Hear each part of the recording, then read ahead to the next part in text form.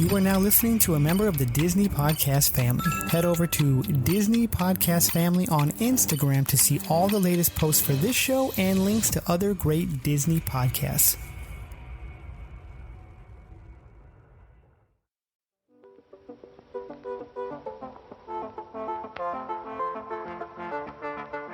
Hey, I'm Ray Parker. Played Darth Maul in Phantom Menace and Solo, A Star Wars Story, and G.I. Joe, Snake Eyes, and you're listening to Disney Universe Podcast. We would be honored if you would join us. To infinity and beyond! I'm Mary Poppins, y'all! You are without doubt the worst pirate I've ever heard of. But you have heard of me. I only hope that we never lose sight of one thing. That was all started by a mouse.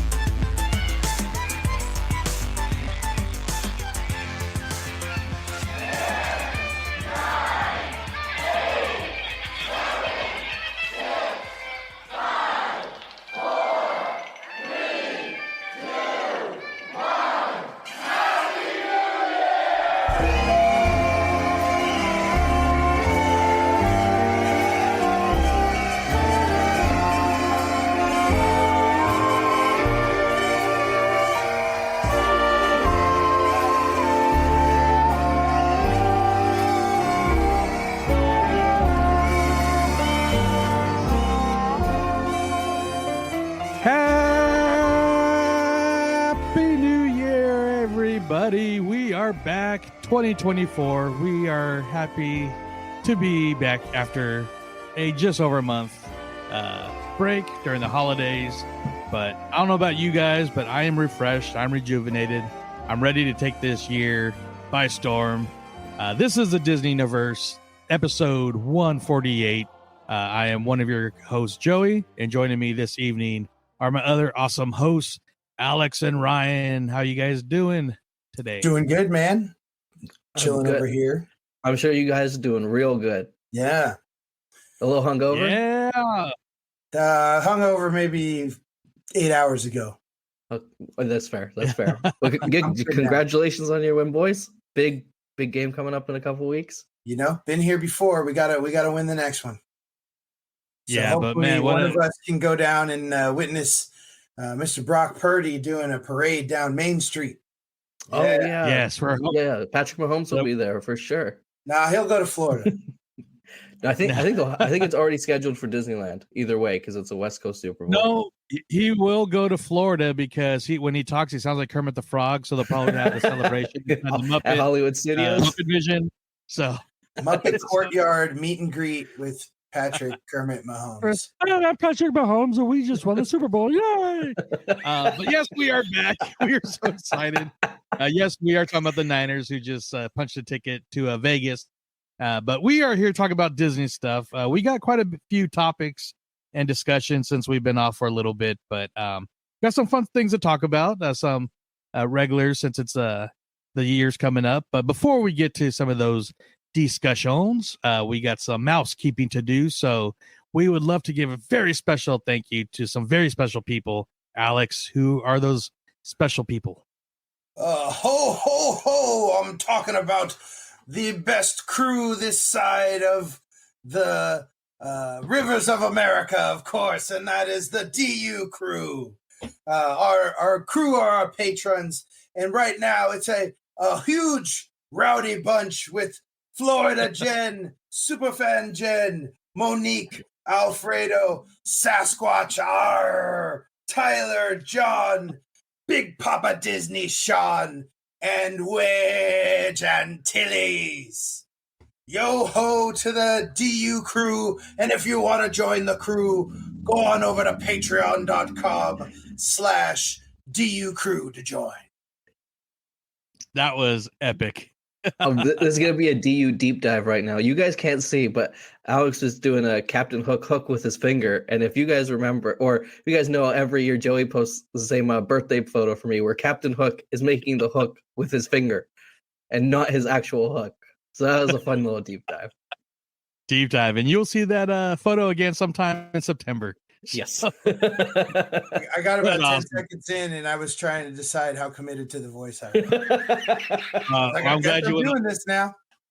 Hey man, it's the first show of the year. You got to go big or go home. Even though, but we're thank our crew, and like Alex said, feel free to join. We would love that. And we are part of the Walt's Apartment podcast family, and so Ryan will let any of our new listeners that come across the show through there or anywhere else where they can find us. So yes, where's that? If you guys would like to interact with us and talk with us, we are the Disney Universe Podcast on Instagram, Facebook, X, and Threads. And if you'd like to watch some of our old YouTube videos, well, we still make new ones, but like our Ahsoka Tano Tuesday video reviews or some of Joey's in the park videos, you could head over to YouTube and search up DUTV, and on Twitch at the Disney Universe Podcast too, when we do some live streams. Is there maybe there's a show we can review soon coming out? I don't know exactly what's coming out soon, but maybe we can start doing some lives again. Yeah, and not only is there park I was content, thinking the same thing. Yeah. Yeah, and not only is there park content, but our newest video was a video I put together from my New Year's Vegas trip. But out there on the strip at the Crystal Shops, they had the immersive Disney animation, which is basically, if you've seen that Van Gogh projection mapping show that's been traveling around the country, it's the same company that does that, and they have a Disney one, which was amazing. But I put a short little video. The videos don't do it justice, but still very cool. So check that out. So if you're headed out to Vegas for the Super Bowl, go and stop by the immersive Disney over at the shops? Yeah, the shops, at the Aria. It looked cool. It looked like the animation building, the little center area of that room that I think all of us love to spend time resting our feet in. Oh, yeah. It's like that on steroids, so super cool. And if you would like to listen to more of our shows, some of our past shows and our future shows, you can find us under the Walt's Apartment podcast umbrella, wherever you listen to podcasts. Awesome. So let's just get into the show. Like I said, we got a lot of topics here. And again, before I normally will throw this at the beginning, but if you're new to the show, we are the Disney Universe. We are a Disney adult podcast. We take pride in being Disney adults, lifelong fans, and we talk about everything in the vast universe of Disney. So that includes all the IP, Pixar, Muppets, Star Wars, or I'll say Lucasfilm, since we get more Lucasfilm content now.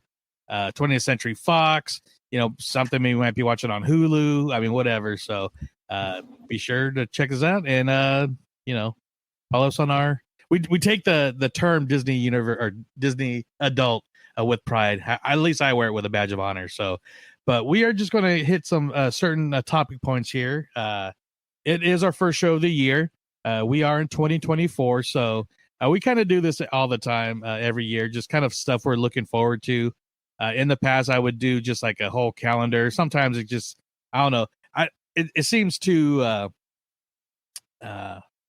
recorded. I don't know. I don't want to be like we're reading, but we got some stuff we're looking forward to this year, either trips or events or whatever. So I will start with the Son of Darkness himself, Ryan. Anything you were looking forward to this year? Yeah, I only have one trip planned this year. We're, as of right now, not renewing our passes just because got some life stuff going on, and Canadian dollar sucks. So we kind of might just do some. I might just do a quick trip by myself, maybe in December or something, just buy a 2-day pass. But we're going in April, and the Food and Wine Festival, and I'm blanking. The Star Wars. Why am I blanking? Season of the Force. Season of the Force. Thank you. I wanted to say Galaxy Force. I don't know why, but Season of the Force will be going on at the same time. So, your boy's gonna eat and have lots of. I'm hoping Star Wars special Star Wars foods. in Tomorrowland and maybe some special menus in Galaxy's Edge. And then food and wine. I'll be having all the food. So it's going to be a good eating trip. And the best version of Soarin' returns. Soarin' over California will be there. And I think I read it right that Space is going to be Star Wars too. So yeah, and that is my favorite version of Space Mountain. So I'm very excited. Yeah, very cool. Hyperspace Mountain, is making a return this year during Seasons of the Force. And I barely caught the tail end of it last time. What was it, 2015 or 2016? I was there too for that. Yeah, and I know a lot of the menus was very, like, people loved the menu that was at the, I still call it Tomorrowland Terrace, but it's called a Galactic Grill now or something. Isn't that the one where they did the cheeseburger with the black bun? Yeah. That supposedly makes your you-know-what a different color? Mine's always red, so always dark side. I thought that was a chocolate. I assumed you knew what, but let's draw it out for you, people. Is it? Yeah, that's where they had the Mustafar lava cake or something. Yeah, Dark by Chocolate. Dark by Chocolate. Yeah, Dark by Chocolate. They have to bring that back. Missed opportunity. Oh, I would think so. Yeah. But that, Star Wars food. We're here for it. Star Wars food and food and wine minus a wine for Ryan. It would be food and chalky milk for Ryan. Food and chalky milk festival. That'd be a good shirt.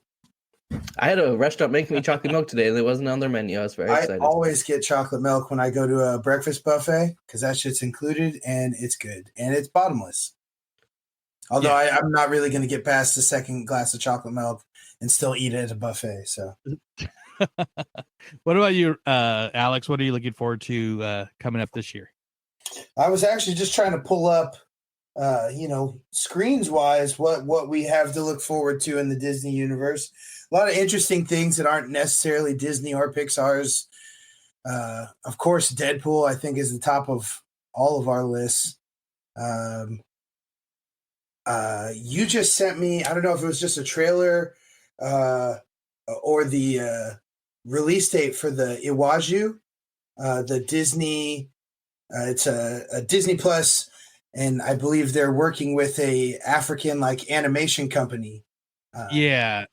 I believe it's a company they were involved in Vision season 2. But that comes out in February. That's right. Yeah, February 28th. Now I remember.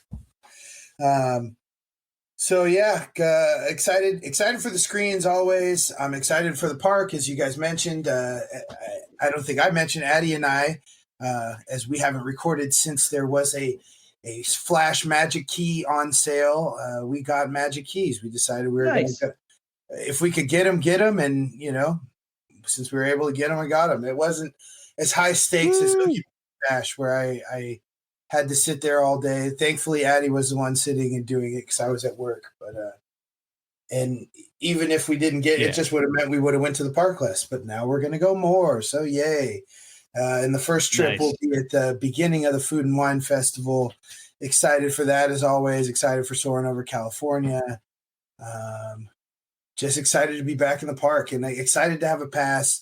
I think the biggest thing is, in my time not having one, I feel like I'm trying to maximize my time at the park so much and go so fast, do everything. And so with a pass, at least for the next 12 months, I know there will be another trip on the horizon, and I don't have to rush and do everything, and I can take it slow and just enjoy the Disneyland vibes around me. So I'm looking forward to Disneyland Vibes 2024. Yeah. Yeah, excellent. I'm going to piggyback on both you guys with Season of the Force and Food and Wine. Always classic times there. So, and like I said earlier, with Soarin' over California, the clearly superior version of Soarin'. But I think the number one thing I'm looking forward to, I don't think I know, and you guys all know what it is. It's a D23 Expo returning in Anaheim at the Anaheim Convention Center. And it is August 9th through the 11th. And then, but on August 8th, which is my birthday, is the D23 day at Disneyland. So I don't know if they haven't really announced if it's like a special event or like when D23 was last year. The day before D23 was Disney Plus Day.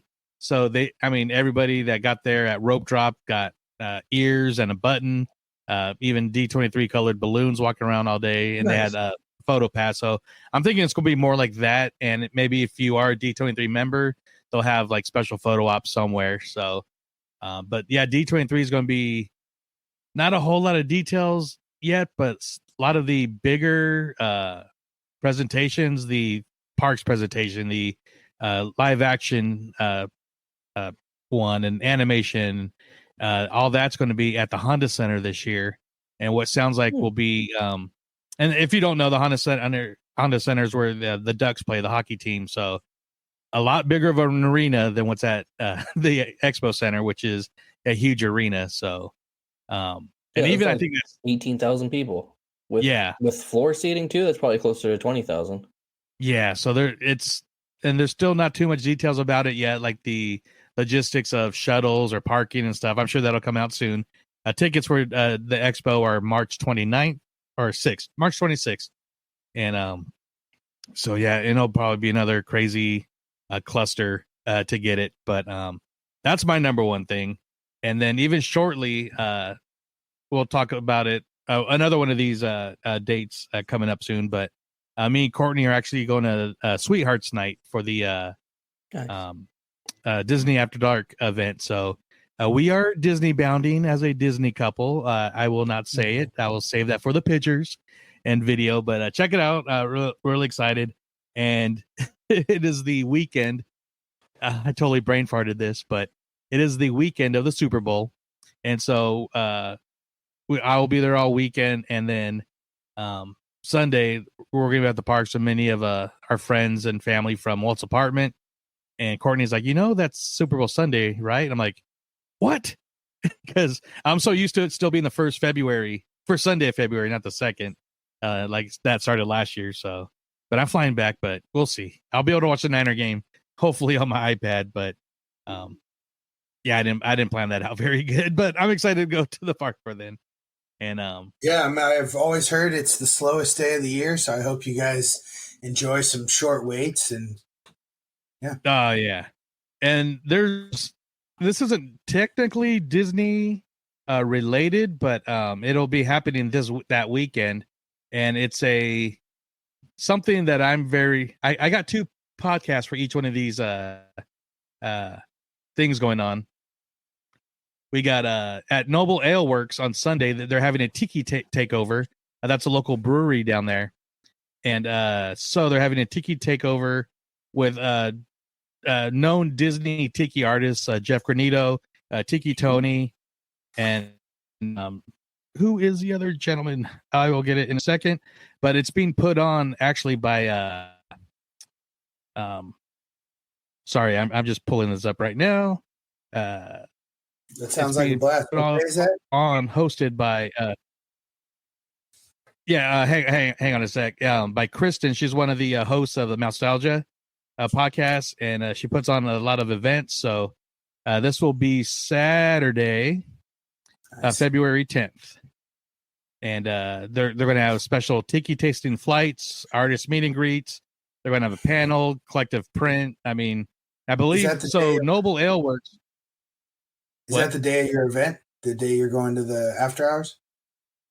No, so we're actually going Thursday night. Then I'm just staying the whole weekend there. Nice. So I believe this is you got to register for this event though. So if you haven't yet, check it out. But it's like I said, it's at Noble Ale Works in Anaheim with some really cool Disney tiki artists. So Sam Carter as the other artist. Didn't you tell me one of them did a couple cans for? Noble? So Tiki Tony just did a few cans for Noble Ale Works, and actually on Friday, a local place up here in the Sacramento area, Final Gravity has those in their fridge. So I was able to grab one of each on my way down to a MouseCon, which I'll talk about later on in the show. So nice. And Jeff Granito is actually doing can art for a beer being released at that event, I believe. Right on, man. If you like beer, if you like tiki art, I want to hear more about it. Yeah, and I'm sure we got some more things looking forward to this year, but I'm sure that we'll kind of bring those up as along. But sticking with a 2024 theme, I kind of thought I'd throw in if you guys have any goals, and that could be anything from like podcast goals or vacation goals or whatever.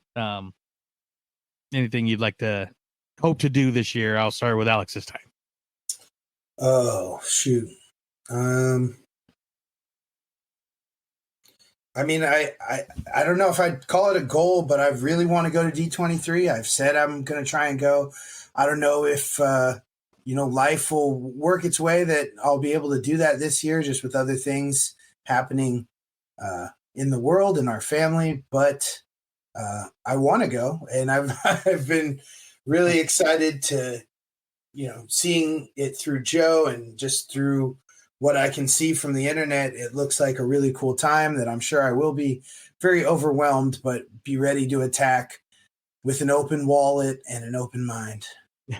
Well, that's a good one. And if you don't go, I know what that was very popular last time that they said they are doing again this time was a good amount of the panels. Maybe it's not some of the big ones, but there's going to be a lot of live streaming on the Disney D23 YouTube. This one, so and then they'll cut away for the trailers. Some of them they do allow. Like last time, Little Mermaid was out within minutes of being at the expo, which normally they wouldn't do that. So they actually released that trailer with the expo, and I think a few others, but that was about it. So. Yeah, no, I've done that before, and I'm glad that they keep increasing the amount of content they're sharing with us. But I want to be in the room where it happens, man. Yeah, super awesome. What about you, Ryan? Any goals? Life goal: make a human. That'll be a good one. Yeah, that's what we're trying to do. But we'll probably be like taking a step back from traveling this year, and definitely not doing D23. So, yeah, that's kind of it. It's a different year for me this year. It's a little not so travel heavy. So, it'll be an interesting year. So I'll be and our little Ryan's getting all grown up. I mean, I got so many white hairs now, man. It's crazy. So, Mister, I'm never having kids. We're trying. Yeah. Someone to drink that choppy milk with. Yeah, I can't drink it all. Cheeky nuggy force. Yeah, we gotta make one of those. Have you seen those videos where like a mountain of mashed potatoes with the dino nuggies and like the broccoli, and then you pour the gravy? We gotta do that. Yeah. That's art right there. It is. Nice. And real quick, speaking of art, any plans for your Hot Toys alterations that you've been doing? No, I post when they're done. So if you want to check out the work I do, Puns Collectibles. Once I move, my podcast setup will be in my podcast setup, and my art station will also be in the man cave. Hopefully, where all my camera gear, so it'll be a lot easier. I'll have a nicer background. You guys can't see, but I got just a beat up wall behind me right now. So, or hopefully, when we move, it'll be a nice place. Nice. Yeah. So I guess some of my goals, I always try to get some goals, especially for the podcast. So, of course, is to keep growing. Grow our YouTube, grow our listens. Always trying to thinking up ways to get new and fresh content. There's so many really good Disney podcasts out there. So trying to do something different while kind of doing something that talking about stuff a lot of people like to talk about. But so just basically keep growing our channel and our brand, I guess I'll say. One of the goals is to go to Disney World, hopefully early December. I've never been during Christmas time. I've always gone in January, like this time of year, during the Festival of the Arts, which looks amazing. Actually, sorry for our podcast listeners that we're not on YouTube right now, but my sister and brother-in-law just got back, so they got me nice, dude, a new Walt statue ornament. I call it the pooping Walt. But even the little piece of stoop they have him sitting on looks like the top of a toilet paper. It looks like an apple decker. Yeah, it does. The statue looks amazing because it actually looks like it's a long bench where you can actually sit next to him and take pictures and stuff. But so yeah, to get out there, I really want to get there for Christmas, and of course see Tron and the new show and everything at Epcot at Luminous. And of course, just we've been building a lot of stuff with I guess doing more cons too. Like this was the third time we've actually had a booth at the recent MouseCon in Bakersfield. So really excited for that. No, this is the fourth time because we did 2 years in Concord, and this is our second time in Bakersfield. So we've done 2 straight years for conventions for MouseCon. There's another one in the works in another city in another state coming up maybe towards the fall of this year. I'm not going to say where yet because it hasn't been announced, but I don't think I'll be able to go because I'll be coaching. But if we could get some people in somewhere, that would be cool. So, but of course, another goal, which since it takes place in October this year, this one has been announced, but I would love to get to ICC finally, but it's just at a bad time of year for me personally. But still a goal because, I mean, we've had Michael on every year for 4 or 5 years, and he's one of the best interviews of the year. So such a great guy and something I'd love to get in on. And if we could have gone in earlier, now it's super huge. So yeah, we would be like these little fish with some big fish, but we will get there at one of these days. But yeah. Every time that I've had a wedding, it's just been the worst timing. It's like a random weekend in April where you just have like a one-off wedding before wedding season. And it's just always been bad timing. Yeah, I know you told him 1 year, like, I can do any time except the last week of May. And that was And then he announced like the week after. It's like, it's the last weekend of May. Yeah. So, but that's one of the goals, hopefully get there. But that's it for some of our 2024 goals. I'm going to move a few things around on our list here since I kind of talked about some podcast goals. One thing I'm just going to mention real quick is we're going to do some what I put returning favorites. So certain segments or certain episodes that we kind of do annually or every couple months, just returning stuff. So this will be the fourth year. We will be doing our Star Wars month shows in May, and this is directly exclusively on our YouTube channel. So we're pretty much celebrating Star Wars all month long, and I try to get guests from just different not like fandoms, because we're all like Star Wars fandom, but we had cosplayer, we had Tiki's Brandon talk about Tiki's and Star Wars and just a bunch of things. So definitely bringing that back. Excuse me. We're bringing back one of our favorites, the Fantasy Parks Draft that we'll be doing this summer. And back champ. Yeah. So we will be doing our D23 Expo Spectacular. So that's basically our big build up, what we're expecting, what we're hoping, and along with what happened at D23. So that'll be 2 shows coming out. And one of our new things that we just started this past year, which we got really good feedback on, was our Disney Universe Hall of Fame. So that'll be happening again at the end of the year, but we're going to kind of, as we like to do, kind of update it or kind of retweak it. So we're going to we'll get into more details later, but we're actually going to add a fan favorite, a fan choice, and it'll be a whole way to vote for that. So more details on that as the year goes. And there's a few others, but I can't remember right now. But we will have some more returning favorites. Is there? I mean, anyone you guys are looking to the most, or that you really enjoy? I mean, what you can usually expect out of a year. Obviously, we always love talking about the holidays and the holidays at the parks, holiday films. At the end of the year, I of course love the Parks Draft. That's always something I've been fond of. Had a blast doing it with all our friends from Walt's Apartment Network and Where in the Park and Neverland Clubhouse. So yeah, looking forward to build on that. And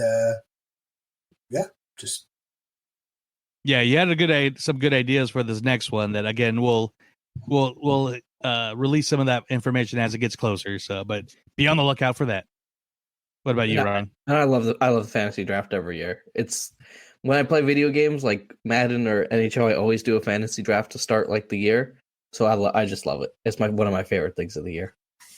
Nice, very fun. So, yeah. So I guess what next we're going to get to is something that has currently just recently started at Disneyland, and that is the Lunar New Year Chinese celebration, which is super expanded this year over the last couple years.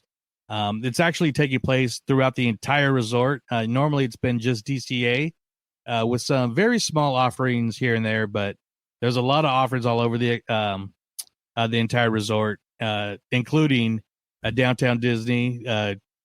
The Grand Californian has this. You see the dragon? 2-story dragon going through that's the lobby. Cool. That's what I was gonna say too, man. Oh, sorry. No, it's fine. It's good. I'm glad you know something about this because I was like, damn, you start talking about Lunar New Year, and I really haven't paid much attention to it because I can't go, so I don't really want to see all this stuff. And I saw that picture of the dragon today. I was like, that was cool. Yeah. I've been avoiding the foodie guide because I didn't want to see what I'm missing, but now I have to talk about it. So, but it looks great.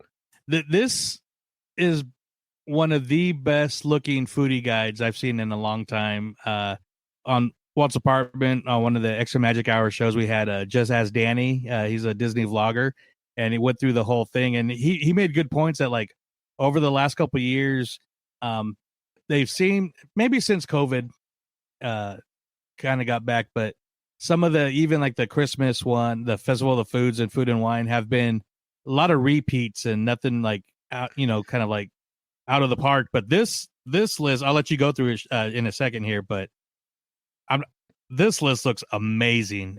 And when I'm going for Sweetheart tonight, it is during Lunar New Year, so I will be taking part in this because me and Courtney are going to get one of the passer. I was just going to ask if you get the lanyards when you go and do like Food and Wine or Festival of the Holidays. We get a good discount with our pass too. Yeah, no, I'm glad to have that discount again. I think the last time we were down for a Festival of the Holidays, we got one. I ended up having 2 tabs left at the end of the day. I think it was because we had to take some time out of the park we weren't planning on. But yeah, especially if you're planning to be down for it's not hard to get through 8 tabs, right? I mean, I assumed that we'd try and just order them all at once, but for whatever reason, we only got 6 of the things. Yeah, and before you go, Ryan, he mentioned that I think like at was it Paradise Gardens or something, that you can actually get the food cart sized at some of the restaurants there, so you don't have to get a full plate. Yeah, they've been doing that for some of the other food festivals. So it's like you can either get a full portion or the festival size with your tabs. Yeah, which is I think a really nice little ad there. So, but yeah, this is the first time I'm going to be using the tabs because I said like the food looks amazing. So I know Ryan's got the guide right now and his mouth is watering. So have you already planned the things you're going to get, Joe? Have you looked at it already? I've looked, but we got to decide. So. Because some of the stuff that looks really delicious has a little heat to it, and Courtney's not much of a spicy person, so there'll be some 2 lanyards. 2 lanyards. Yeah. I was watching a video today, Lisa Land YouTube. Great channel. Fun, perky, informative, and it was. It seemed a lot of the food at this particular festival is going to have more heat than you would normally see at Disney. Although I've had some spicy stuff there. But yeah, without any further ado. I'm not going to go through every single thing. Maybe I think I'll go through like the things in the pictures, if that's cool, because those are probably like the hot button options. So this runs January 23rd to February 18th. Not that long. Not very short. Just a lot of food for a short amount of time. But we will start with the Mickey shaped. No, that's not it. Why is it? Okay. Sorry, it's like drink. They did it backwards. Anyways, a Mickey shaped hot dog bun. It's a brioche style Mickey shaped bun stuffed with hot dog and finished with sesame seeds and scallions. This looks delicious. Pretty sure that's a returning thing. They even have like a munchling of it those like stuffed Oh, Disney yeah. food toys. Do you want me to do drinks too, or just food? Yeah, you can. I'll peruse it later. Like I said, I can't go, but I'm always interested in the beer. Beer. Okay, I'll hit up beer. There's a lot of like non-beer items in this one. That was at Bamboo Blessings. And the next one is at Longevity Noodle Co. So there's shrimp lo mein noodle. I'm sorry if I pronounce any of this wrong. Shrimp lo mein noodles. So it's pan-fried lo mein noodles with sautéed shrimp garnished with green onion.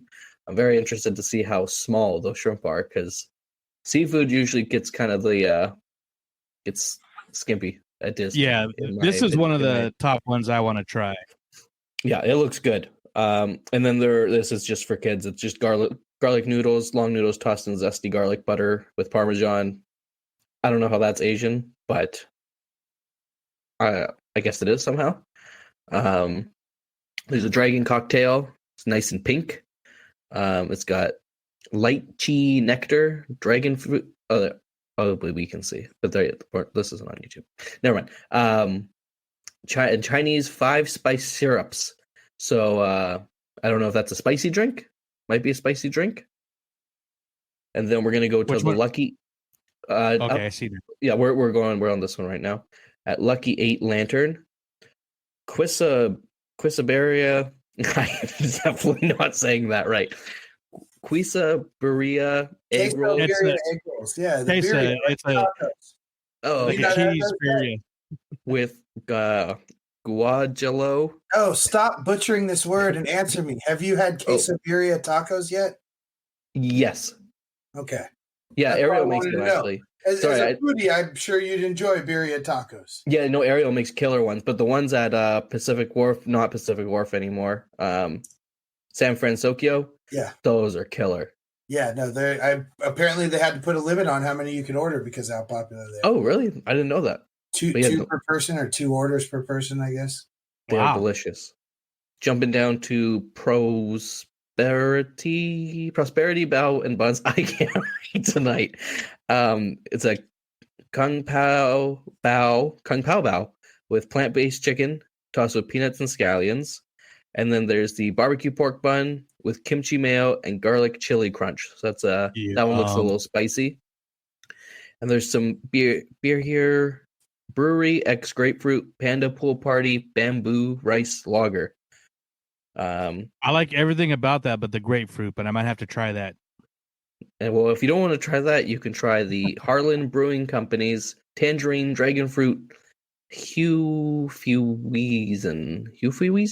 Hefeweizen.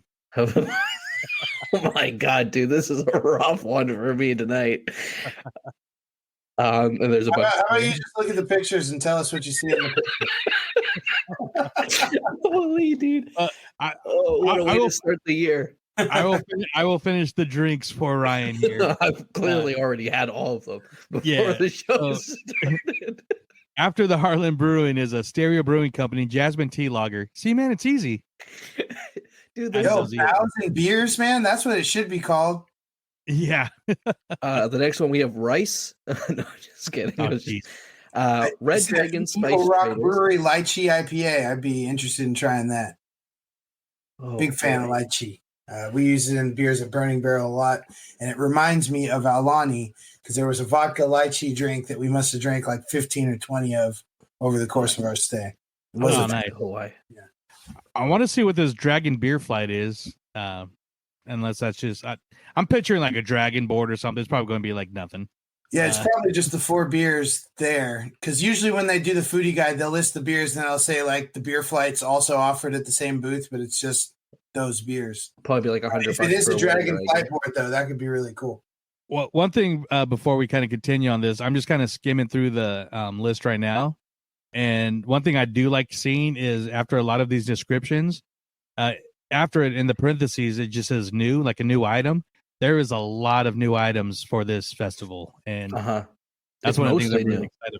Yeah, like all these drinks are new. All this Prosperity Bao buns. This entire menu is new. It looks like there. I mean, I don't know if it's as many booths as Food and Wine or Festival of the Holidays, but I mean, if you're going to have those booths up for half the year as they do I guess almost half the year, even though it doesn't go all the way through like Florida. You want to get use out of all the booths. So, I mean, there's no reason for them not to keep bringing us more awesome food items to try. Oh, yeah, exactly. So continue, sir. I'm sorry. No, I'm sorry for messing up every word. Red Dragon Spice Traders. So maybe a little spicy of this one. We have spicy fried rice with tofu and crispy peas. I wonder what would crispy peas just be like? They look frozen in that picture, don't they? Like they still got the white on them. They look a little frozen. I would assume it'd be like snap peas, but I don't see snap peas in the picture. Maybe it's like frozen peas to battle the spice. I don't know. Maybe. But they look frozen in the picture. Anyways, and there is red spice fried chicken bites. Fried chicken with, someone say that word? Chicharrones. In spicy red chili sauce. Yeah, that looks good. That just looks like a spicy orange chicken or something. That looks like it's going to hurt. That one looks spicy. See, I would order that and order the rice and just mix that with the rice. Yeah, I'm going to get that with those garlic noodles or whatever. What was the thing at maybe it was last year's Festival of the Holidays, the booth near Grizzly River Run, and it had something spicy and it killed me. I forget what it was. Huh. Probably for good reason. Yeah. We're going to go down to Wrapped with Love. So there's fried lemongrass chicken dumplings with plum sauce. That looks good. Yeah, it does. Or sounds good. And then there is steamed pork and vegetable dumplings with black garlic sauce. That one, I think the fried lemongrass chicken dumplings sound better, in my opinion. I agree. The other ones it's probably really good, but yeah, that lemongrass chicken looks good. And then one of the new drinks is a Wuja pineapple cooler, pineapple juice, Wuja. I'm probably saying that wrong too. Perry rice milk and condensed milk garnished with cherry lime and coconut foam. It's not alcoholic, so that's for me. It looks good, and they lost me though with a coconut foam. And then a Mickey shaped macaroon straw clip. Interesting. That's probably at all the booths. Yeah. And then we're gonna go down. Oh, and this is so that first part that we just read, I guess, are things you can get with the tabs. And then because then it says throughout Disney California Adventure Park. Well, we'll go through a couple of these. At Boardwalk Pizza and Pasta, I think the best place to eat in the park, most underrated place, because it's not busy enough ever, in my opinion. But it is. Oh God, here goes another one. Bulgogi Pizza. I don't know if I said that right. Marinated beef and spicy corn, cheese sauce topped with green onions. Oh, so I'm simple. I like pepperoni. I like black olives. I don't like all these specialty pizzas. This one looks delicious. I might have to try this one. Spicy corn. I don't even see corn on there. I see sesame seeds. Unless those little red things are like marinated corn bits. That's marinated beef. Oh yeah. It might be under the cheese. Maybe. Go down to the Garden Grill place, because that's the place he was saying you can get either full size or festival size stuff. Yeah. Garden Grill. Paradise Garden Grill. Dang, there's so much food. I'm happy I didn't go through this list earlier, because I would have booked a trip. Oh, they have that whole fish again. Like I said, this whole I see New Year menu. Yeah. I can't find that one. Oh, Tiger Milk Boba Tea with brown sugar boba. Let me go back up. Okay, let's go to Lamplight Lounge. Oh, this looks good. Spicy Dan Dan noodles, crispy pork belly, and noodles tossed with spicy Szechuan sauce, paired with carrots, cucumber, and crispy shallots, garnished with green onions and micro cilantro. Now, Alex, how close does that sound to what you had at Skipper Canteen? I don't think it was. You said that's a crispy pork belly on that, right? Yes. Yeah, I don't think it was a crispy pork belly on the one at Skipper Canteen. I don't remember what the meat was like. I think it was more kind of ground. It was good. It just wasn't as good as I hoped. So next time I'll get the chicken. Tastes like Nice. chicken. Yeah. And then at Lamplight Lounge Boardwalk Dining, there is Kung Pao glazed crispy pork belly, soft bao bun, red peppers, toasted peanuts, and green onions. That looks good too. Yeah, it does. Oh, this next one looks good too. Oh, this all looks good. No, don't book a trip. Don't book a trip. Don't book a trip. Paradise Garden Grill. Oh, we just talked about Paradise Garden Grill. But Alex was saying there's a whole fish with steamed rice, stir-fried vegetables, and black vinegar with soy sauce, sugar, garlic, and red Fresno chili. Fresno. I knew that. And then, this one looks good. The shrimp lo mein noodles topped with shrimp, mushrooms, cabbage, corn, and bell pepper. That looks really good. There's some Korean style barbecue chicken, Korean style just regular chicken. There's some pudding. It all looks good. Well, and even this pork banh mi sandwich is very similar to like those Vietnamese style sandwiches, which looks delicious as well. Yeah. Grilled pork belly with pickled carrots and daikon, cucumber, jalapeno. It all looks good. And more let's drinks. go down to.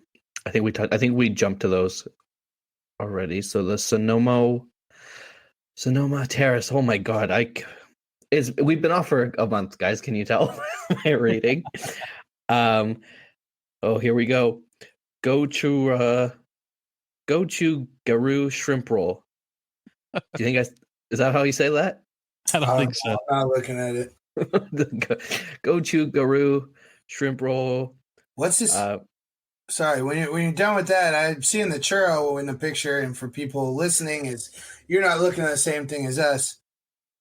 This is a churro show. We're churro lovers here. Yep. But that churro looks. It's a strawberry green tea churro. Green tea, cinnamon sugar, dusted churro with strawberry cream sauce topped with freeze-dried strawberries. Interesting. It looks like asparagus. It does. But just quickly jump back up to the Gochu Garu. It's marinated shrimp on a potato roll with kimchi slaw, gochu gang, mayonnaise, and spicy pickle spear. Whoa. Well, that sounds difficult, but it looks delicious. Yeah, it looks good. It's like a shrimp hot dog or something. Yeah. And these are ribs. It's like a shrimp banh mi. It looks like a shrimp slider sandwich. It looks very tasty. That whatever that bun is down there looks good too. It doesn't look dry, so that's good because Disney sometimes has dry buns. Ooh, I see ribs. Yes, there are at the Studio Catering Co. in Hollywood Lounge. The char siu style ribs. Char siu braised pork ribs with Asian-inspired glaze topped with roasted peanuts and scallions. That looks good. It does. I'm glad it looks has like a lot of bone. It looks like nerds. It does look like nerds on top. Okay, so we talked about the churro. That'll be at Terran Treats. And then we have some things at select outdoor vending carts. So you just got to find them. There's a chicken bao, a steam bao with chicken, butternut squash, and macrut lime, served with Vietnamese sweet tangy dipping sauce. We have a baked sugar neon gao, baked sticky rice topped with brown sugar. Ooh, that sounds interesting. Looks like cookie dough. Does look like cookie dough. There is a char siu turkey leg. So I'm not exactly sure what flavor that is, but I'm guessing it's just one of the giant turkey legs with a different flavor. Yeah, it looks like a big old piece of sweet and sour pork. Yeah, it's like a big marinade or something on a turkey. That's going to be a messy one. Yeah. That would be messy. That would be in the beard for sure. Yeah, my buddy got a marinated one on our last trip, and I just remember it dripping all over the front of Guardians, I think we were in line for. Nice. Oh, nice. It looks delicious. Yeah. And we got, for some more churros, we have the almond cookie churro, coated in almond cookie crumble and topped with roasted almonds and almond icing. That looks good. Okay, I might try that one. I don't like, I just like regular churros, but that looks Yeah, there's a lot of churros here. If you don't want that one, you can get the orange ginger churro rolled in ginger sugar, topped with orange sauce, candied ginger, and black and white sesame seeds. I don't know about that one. They lost me at the sesame seeds. But there's also the dragon fruit churro rolled in coconut dragon fruit sugar, topped with dragon fruit icing. I don't really know what dragon fruit tastes like. I know it tastes like in beer. It's good. I want this Mushu tumbler. That is a cool one. And there's a picture of the macaron sipper clip. They always look kind of cheap to me. Like, I feel like they could put a little more effort. Sorry. What's that? So yeah, you just read that was all DCA. There's nothing in Disneyland, is there? There is. I don't think we're not there. No, actually, no Disneyland. Hotels and Disneyland? No Disneyland. We got Disneyland Resort or Hotel Resort. And then we got some downtown Disney stuff coming up. Yeah, whatever that noodle dish with the peanuts on it, that looked very tasty. That is the pork dan dan noodles, crispy pork with egg noodles, sweet chili sauce, peanuts, and scallions. There's a lot of peanuts in that one. That's at the Craftsman Bar until when? February 29th? Yeah, that one's extended. That's longer than in the park. I might have to go celebrate my leap day. Just hop one. Is it a leap year? Yeah. They're not doing a 24-hour day? That's what it says, the 29th, yeah. I don't think they have enough cast members to do a 24-hour day. So that's fair. But yeah, no, they haven't done that in a long time now. This one looks delicious. I'm hoping it could last like 8 more days. We're gonna be there like a week after that. Dang it. If you could scroll down a little bit more. So at the Grand Californian Great Hall Cart, which is such an underrated cart. That's where they have all the holiday stuff, right? Where they sell the cookie shots. Yes. Yeah. There is teapot and macarons, assorted macarons, Lunar New Year cookies, assorted pretzel rod stick. That looks kind of good. There's Rice Krispie treats, and at the Hearthstone Lounge, I still haven't been there. Bean paste, tang, wand, dumplings, and meatball soup with rice balls. Scroll up a little bit, Joey. That picture right there. I don't know if I'm adventurous enough. Did Cookie's Kitchen say they're gonna have pork bao buns? That's wild. Which one? We didn't really have much different for the Halloween. And yellow balls. Oh yeah. I don't think pork bao buns. Yeah, chicken dumpling soup. Oh, some nice. Okay. Oh, and a shrimp stir fry noodles. We're all over the place right now, but at Hearthstone Lounge, I'm all over the spicy shrimp with steamed rice. Yeah, that looks good. Yeah, I keyed on Goofy's Kitchen because I don't, at least for the Halloween, I didn't remember them having much different food-wise, other than like Halloween-themed desserts. Yeah, shrimp stir fry sounds good. The dumpling soup, yeah. Okay, I'm going to jump to the Jazz Kitchen. Oh, okay. Right down there. So there's Lucky Dragon vodka. Lucky Dragon is what it's called. Vodka, lemon juice, egg white, and dragon fruit syrup. I don't know about that one. So that's it here, the picture, I believe. And where's Kayla's cake? I don't know. I've never heard of that place.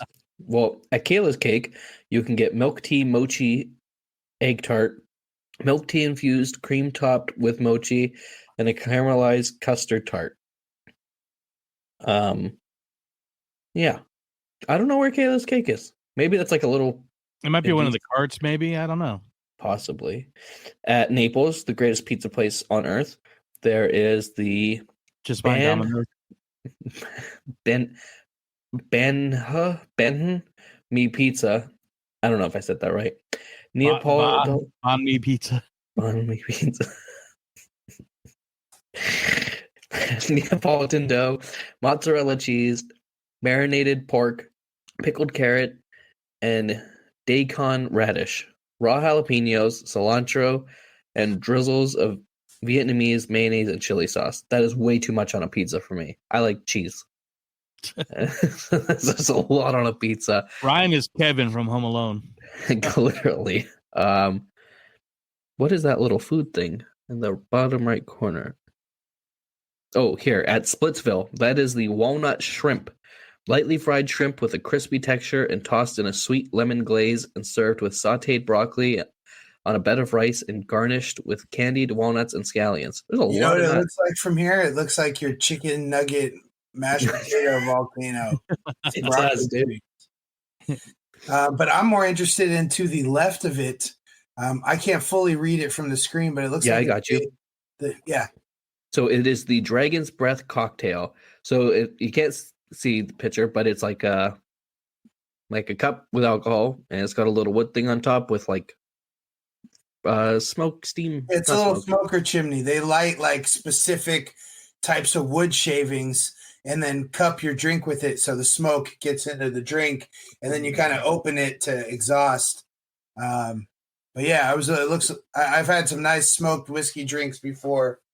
This one looks like it's gonna be pretty nice. I was gonna say, for those whiskey and bourbon fans, like when you get these like wood smoked added to the whiskey, really brings out and opens up the flavor. Super delicious. I might have to try this one when I'm there. There's a lot of nice Japanese scotches out there too. So it says whiskey. I don't know if they're gonna use something or if it's just gonna be like Jack Daniels. Beggars can't be choosers, but so that is whiskey. Also, I'm betting that drink's like $25 too, because of the smoke, just the stuff they're going to need to use to produce that drink. Could you imagine if like 30 people order that at the same time? Yeah. It says whiskey, elderflower liqueur, triple sec, and simple syrup garnished with a tangerine peel and a smoke top finish. And then we're gonna go down to Tortilla Joe's. When is Tortilla Joe's closing? Yeah, I thought they were closed already. Yeah, I guess not. Maybe they'll have a special stand outside or something. But it is sweet and sour ribs. So that sounds good. No complaints there. Nope. And then they have a dragon mocktail, non-alcoholic organic margarita mix, pineapple juice, orange juice, and a splash of grenadine, garnished with a paper dragon flown with 2 cherries and an orange wedge. So I'm sure that'll be a little more for the little paper dragon on top. And at Wetzel's Pretzels, lucky red envelope with special Wetzel's Pretzels offerings. Receive a lucky red envelope with a special in-app offer with any purchase. That sounds like a little gimmick, but that's okay. Yeah, that's it. And that's it. I'll be right back. I'm gonna go get some water. That was a lot of talking. There's a lot of talking, a lot of reading. Not a lot of not pronouncing anything right. Okay. Well, right on. This they definitely stepped up the game on for food for this event, in my opinion, and hope it's a reflection of what's going to come in Pixar Fest and Seasons of the Force and everything. So. Yeah, I'd say if you want to get the whole list, go check it out on the Disney Parks blog. But Ryan pretty much read it all, so yeah. So next time I think we should do a live when the foodie guide comes out. We can go on YouTube and all sit here and point at the pictures and go through it. Yeah, I know it came out while we had our little mini hiatus. Well, and I mean, like I said, I don't plan to be there, so I don't really, but. I know we're always fans of the food and love to share that with everybody. And obviously love if you guys make those trips to the parks, shoot us a line and let us know what you tried, what was great, and what we need to. I mean, if there's something I need to get on a plane and get down to Disneyland before Lunar New Year's over, tell me now. Tell me. Yeah, and let me know, because like I said, I'm going to be down there next month for Sweetheart Nights and Lunar New Year. So if you guys want to see content like story wise, I probably will still post stuff on stories, but if you definitely want to see some of the food and Lunar New Year happenings, let me know and I'll be sure to get those out on both Instagram and YouTube. And I wanted to bring up kind of impromptu, but they announced, I think this is the second or third year that they're doing a special food and entertainment for Black History Month coming up, and I know a lot of the food is kind of tying in with like what we're getting at Tiana's Palace and stuff. I'm just pulling up real quick if there's anything that's really come out. I can't find it right now. It's a bad time to look for it, but we'll definitely post some stuff on that. So unless you've seen anything pop up at all or that stood out. No, I know they were calling it like Celebrate Soulfully last year. I didn't get around for any of that. And but yeah, we'll definitely share it in our stories, or if you're at the parks when it's going on, definitely let us know what's there. And I meant you, Joe, because you will be there. Well, I will do that, but yeah, so let us know what you guys are looking forward to. Like I said, what you want me to share. Next, we're almost done here, but one of our favorite things that we like to do, one of the things that Alex loves to do, loves Disney history and loves sharing some of their anniversaries we'll be celebrating this year. So, and there's many of them, and one of them just before we started recording might have spawned a new a segment at least, or at least a couple show ideas. But I will pass the show on to you, sir, with Alex's milestone anniversaries. Yeah, man, this is always a fun first show of the year to get out. I think last couple of years since I've been a part of the show, I've always found myself when I'm scrolling for something to watch on Disney Plus, I zero in on the things that have milestone anniversaries. That year being something that falls on the 0 or the 5, 5, 10, 15, 20. And I found that's a cool way to kind of just catch up with the Disney catalog. And so when I started scrolling through, I kind of broke it up by Disney, Star Wars, Marvel, Disney, Pixar, and everything that fell under their umbrella, including, Touchstone and Hollywood. Didn't get into too many of those. But I did note that in 1994, they had like 29 movies come out under Disney umbrellas. Wow. And yeah, I was just saying how it would have been a wild time to be covering. And, what if we had these podcasts back in the 90s, the 80s, or the 70s, and we were talking about what kind of things are happening in the Disney universe then? And I think that's what Joe mentioned. Maybe a segment, maybe a show, but Disney Universe Rewind could be coming to your ears soon. So stay tuned for that. But for this, I'll get started with the Star Wars milestones. Episode 1, The Phantom Menace, is turning 25 this year. That one came out on May 19th, 1999. I think that's going to be a fun anniversary to celebrate. And the closing chapter of the Skywalker saga, Episode 9, is celebrating 5-year anniversary. Came out 5 years. Yeah, 5 years, December 20th, 2019. And I think these two are also really cool. We've got Star Wars Rebels from the TV side. That premiered on October 3rd, my birthday, also the same day that Clone Wars premiered. And that one premiered in 2014. So it's celebrating 10 years. Thought that being really cool as we basically got, Rebels season 5 or 6 they called it. I can't remember how many seasons Rebels had. 4. 4. So yeah, the Rebels, with Ahsoka, we got all our Rebels characters in live action. So kind of a cool way to celebrate 10 years of that show. And as well as Disney Plus itself, The Mandalorian is celebrating 5 years this year, at November 12th, 2019. So yeah, 5 years we've been in the Disney Plus-averse, the Plus-aversary there. That's crazy. And as well, 5 years old is Star Wars Galaxy's Edge. Yeah.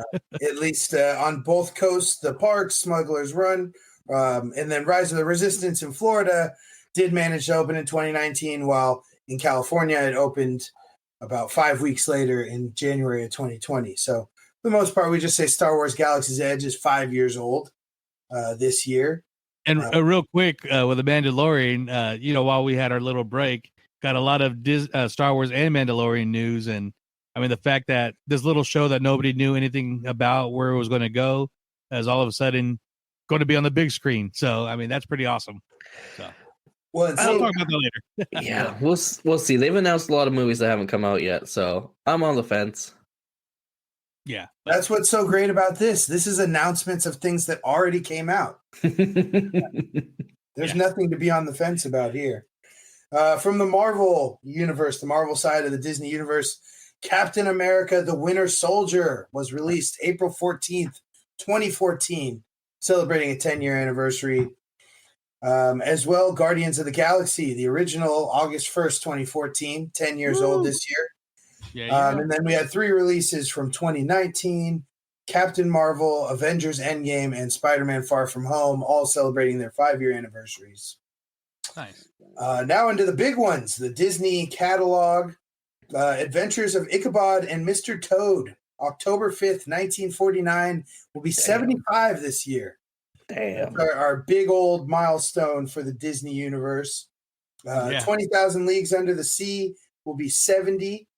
Sleeping Beauty is actually celebrating its 65th anniversary right now as we record this show. That was January 29th, 1959. 65 years old. Happy birthday, Sleeping Beauty. Happy birthday. Does anybody have a favorite character or moment or thing about Sleeping Beauty?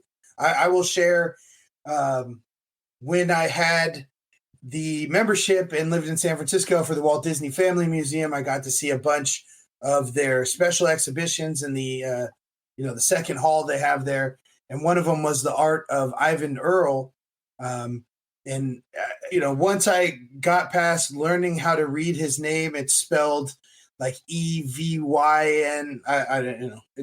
I had to hear it pronounced basically before I could say it, but learned that he was responsible for a lot of the background art, and he is the one responsible for those square trees you see in the background of the scenery in Sleeping Beauty, and I think maybe some of the other classic Disney animated cartoons. And even at, I don't know about Florida, but I know in Disneyland they have a couple of the planter tree bushes cut into square shapes behind the castle in Fantasyland, and of course, famously next to the castle at Disneyland Paris. Shout out to Ivan Earl and his cool square trees. Nice.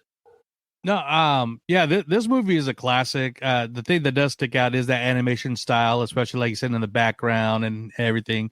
One of my favorite things is like this was the 3rd princess movie, I think, I believe, but this was the first one where like the prince actually was a character and did something. So I always thought that was cool. But I love, of course, Maleficent's one of the top 3 Disney villains of all time, so that's always cool. Love the music, but one thing I love Maleficent, she has 2 milestones as well this year. Oh, right on. But the thing that I love the most is for years, my mom has 2 sisters, and we always called them the fairies, the Flora, Fauna, and Merryweather, and so we've been doing that, and especially once my niece was born. We always said they were the little fairy godmothers to my niece when she was born. So shout out to you, Tori. And but yeah, this is definitely classic. Great anniversary. Any favorites, Ryan, from Sleeping Beauty? It wasn't like one that I don't even know if I watched it as a kid, but the Maleficent, the dragon battle at the end is always cool to watch. I mean, your connection to Fantasmic, I think I would consider her probably like the leader of the villains gang of Disney. Or even the walkthrough, it's Sleeping Beauty Castle, it's not the movie, but it's such a cool walkthrough. And not a lot of people, I think, walk past it every day and don't know about it. It's cool. It's like, it's unique. There's nothing else like it in the park. Yeah, totally cool. It was gone and then it was back. Yes. Did they? I don't think I ever went in it before they closed. Is it different? Like, did they revamp it? I think the little like animated parts of it weren't there prior. Okay. But other than that, I think it's the same. Cool. Yeah. So this current iteration of it is like the 3rd. So the first one was very similar to like that 2D cardboard cutout way. Then in the 80s, they made it where they're almost like dolls.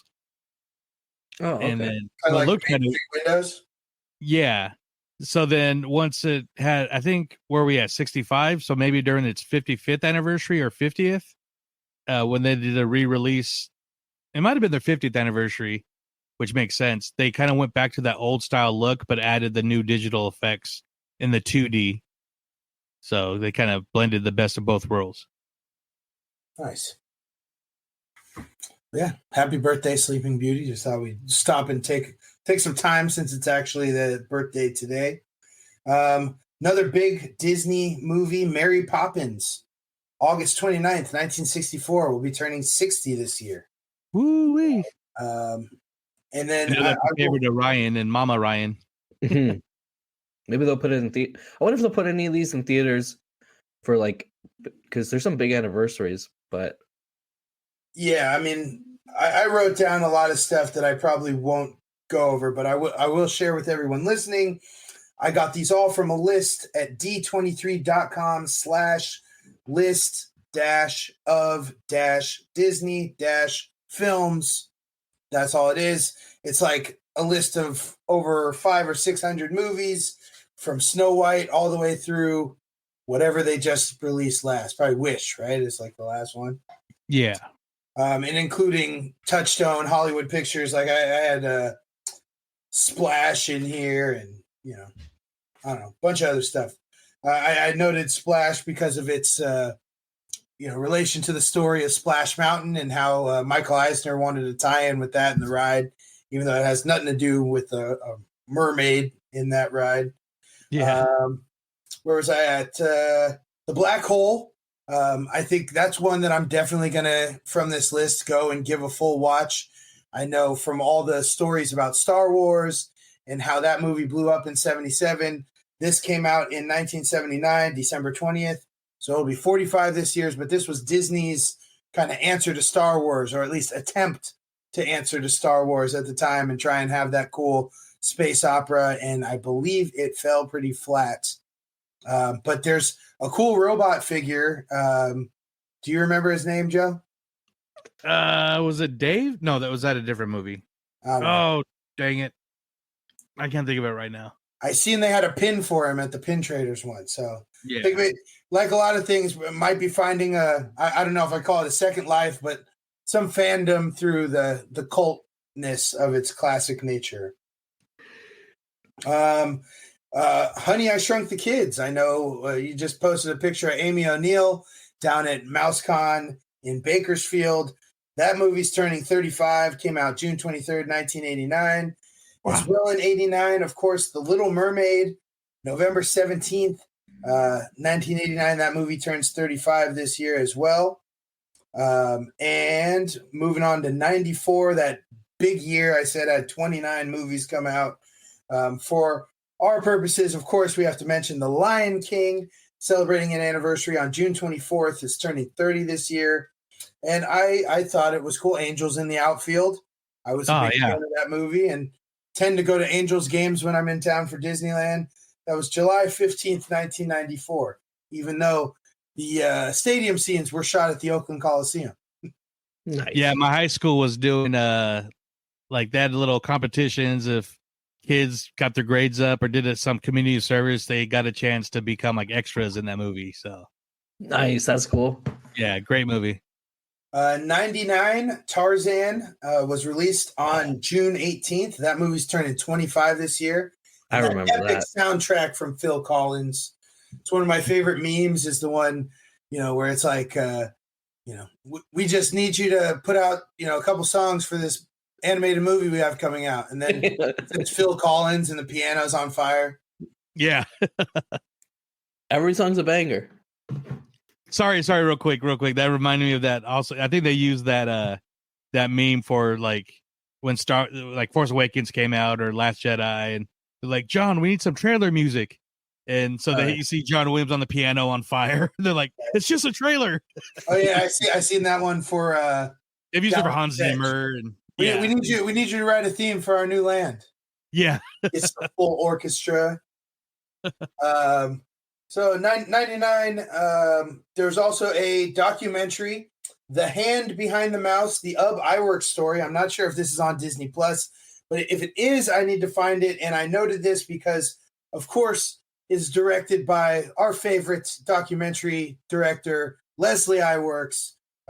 Always open invitation to the show. And, probably most Disney people we love and look up to, but I know we've mentioned that on the show before. And so that's why I noted that down here. That movie initially came out in October 8th of 1999. And as well in 99, Toy Story 2 came out November 24th. Toy Story 2 is turning 25. Wow. A Disney animated movie that I never saw. And I was surprised to see I wouldn't say it's due, but last year during the Disney 100, and they said they're going to include parts of every animated film. And I was like, even Home on the Range? I feel like Home on the Range and Meet the Robinsons, you never really see much of those, or Dinosaur. Meet the Robinsons. Home on the Range is turning 20 this year. Wow.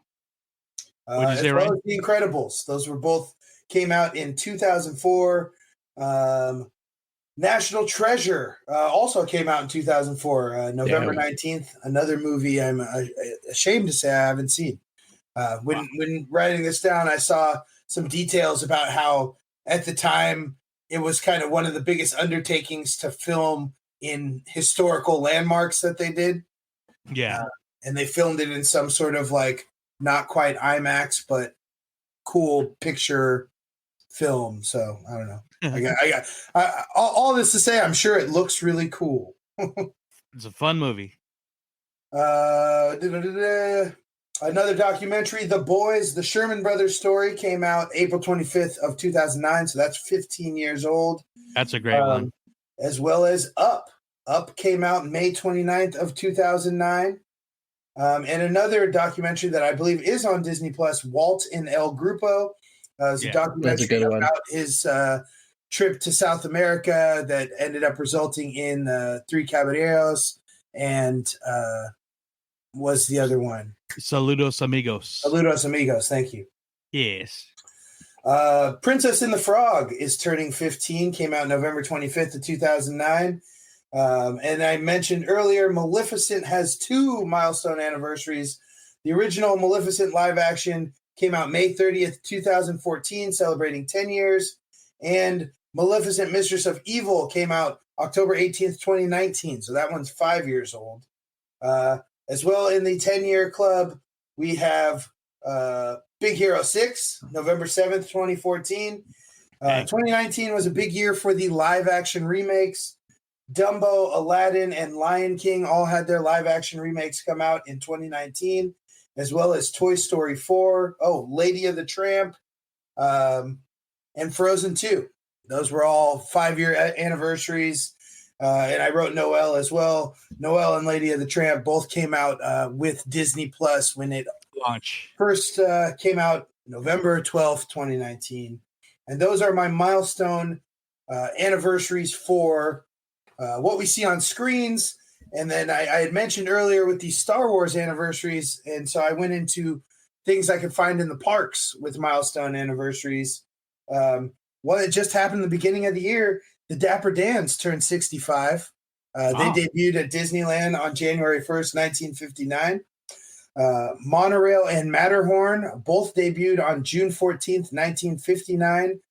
Those are turning, 65 years old as well. Haunted Mansion is turning 55 this year, August 9th, 1969. And Big Thunder Mountain Railroad is turning 45 this year.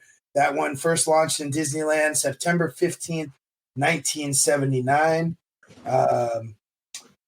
I can't call it an anniversary per se, but Splash Mountain did open July 17th, 1989. So it'd be cool if it opened again this year, so to make the milestone. But yeah, go ahead. I was going to say real quick with the milestone birthday for the Haunted Mansion. We all know as of right now they're totally redoing the queue, the little plaza area, the new store. Do you think this will be, because it's closed indefinitely, and there's no timetable when it's going to be done? They just said later 2024. Do you think it'll be done and open before the anniversary, or for maybe an anniversary open, or not at all? I think they're just leaving up the Haunted Mansion holiday stuff inside, and they'll just reopen end of August. Yeah, that's the speculation. Yeah. It makes sense. There's no point of like opening it in July and then closing it again and then reopening it and spending all that money on man hours to take down something and put it back up, where they can just skip all of that this year. Which is well, I think they're opening it. Oh, good. Oh no, I was just gonna say, I made that trip down last year. I think I had already plans to be there in the time frame, but I was really excited to be able to ride the original Haunted Mansion after seeing the Haunted Mansion movie. So, if it does indeed stay closed or not in the original form, that means they'll have gone like a whole year and a half between when the movie came out and when you were actually able to see those parts from the movie in real life. So kind of wild. I of course, love Offhand Disney. Dallin, he has a great video. For those of us like Ryan, myself, I'm sure we all agree we like Haunted Mansion Holiday, but we love the Haunted Mansion, and we wish there was a way there could be two separate attractions, or they could just take years off or something. But it's a shame that we don't get to see something that is so inherently Halloween as the Haunted Mansion during Halloween time. Maybe with Tiana's opening, they'll just make Pooh a Nightmare Before Christmas ride and just make that all New Orleans Square. Yeah, I don't know.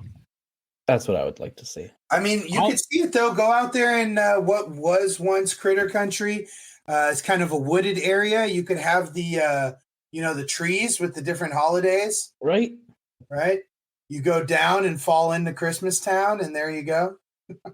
Yeah, like a little train ride that starts outside in the woods. And they can move a Christmas shop back there and have a year-round Christmas shop too. Dude, we should be Imagineers. That's a good one. I like it. Were you going to say anything else, Joe? Oh, no. I was just saying all I want is for them to keep the Candleman Rolly Crump in there in the attic. Yeah, as that was put in during the holiday overlay, right? Yeah.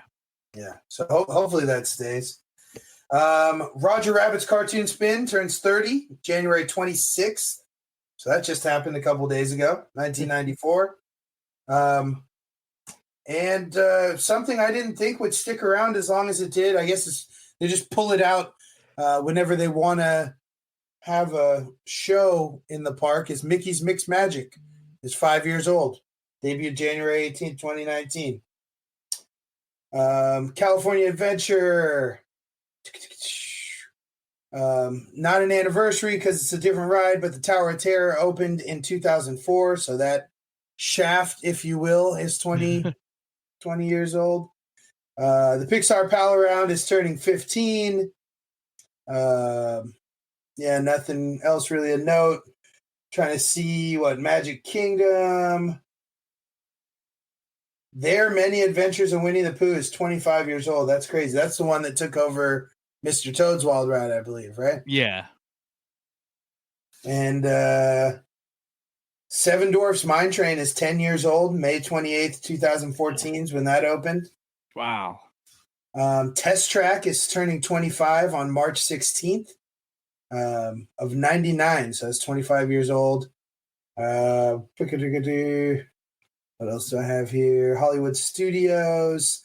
Hollywood Studios itself opened May 1st, 89. So that park is celebrating its 35th anniversary.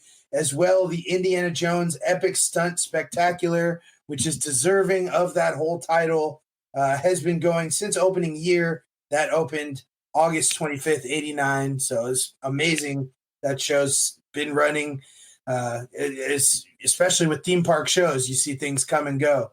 That one's been there for 35 years. I would assume pretty much in its iteration. It might have gotten bigger.